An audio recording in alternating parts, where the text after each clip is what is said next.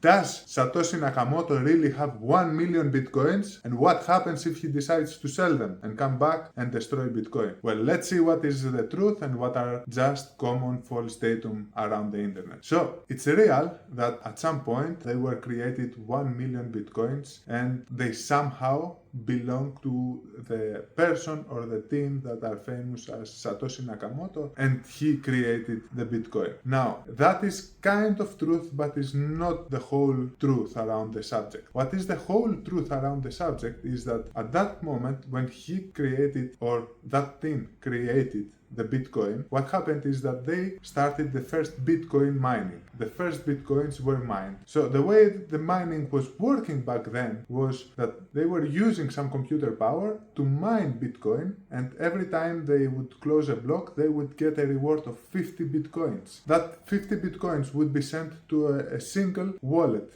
a single address, and for each address of those were different keys created. This means that in order to have these 1 million bitcoins, Satoshi had to create 22,000 different wallets, and each one of those wallets has 50 bitcoins on it. And especially the number one Bitcoin wallet, which had the first 50 bitcoins to be mined, it's very famous, and from time to time, even every 24 hours, people keep sending bitcoins there and sending those bitcoins just for fun and wasting them and just sending to that account because it was the number one account that was created. Now let's go to the part of real facts. So, yes, on early 2009 and 2010, they were created 1 million bitcoins, every time a separate address, which would get those 50 bitcoins as a reward, and for each separate address, you need to have separate keys to enter. So whoever was Satoshi Nakamoto ended up creating 22,000 wallets and spreading all this 1 million bitcoin around those wallets. And he didn't just create them by himself,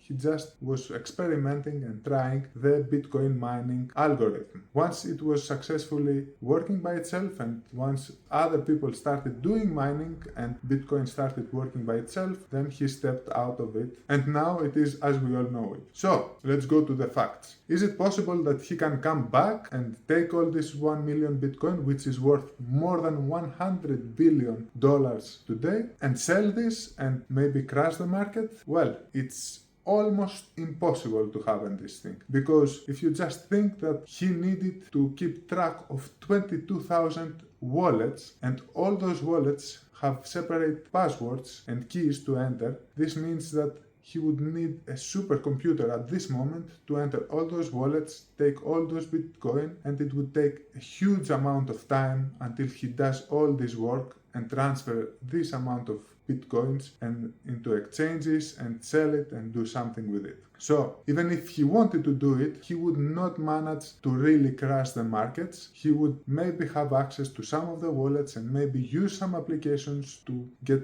more wallets to work together and get the Bitcoins and transfer them to a single wallet and do something with them. But it is mostly not possible for this thing to happen. If we also take into account that back then in 2010 there were not so many tools and there were not AI apps as we know them today. So somebody would have to really create an Excel and one by one put them with his hand and work for every single wallet by himself and keeping the passwords. And if you think about this, you will realize that it's way too much work for someone to actually do this and crash Bitcoin and actually get all those Bitcoins and sell them. So for me, I think it's 99.99% not possible for him to come back and use those Bitcoins and sell them and damage Bitcoin. It seems like he really was trying the Bitcoin mining and he mined this 1 million Bitcoins just so he can start Bitcoin and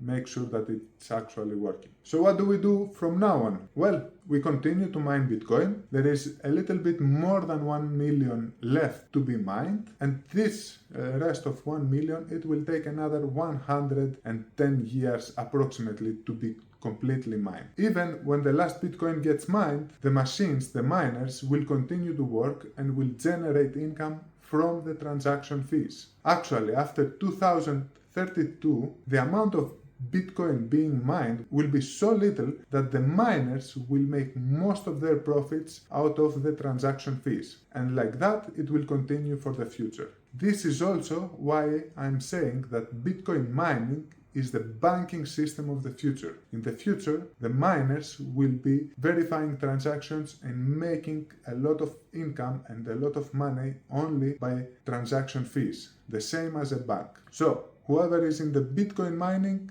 is gonna definitely be in the banking system of the future. If you wanna be part of this, you can message us. We are a Bitcoin mining company, Bitmern Mining, and our staff members will be very happy to help you and guide you and give you all the information of how you also can start doing Bitcoin mining from today. That's all. Feel free to send us a message, like, comment, and ask us anything you would like around Bitcoin and Bitcoin mining.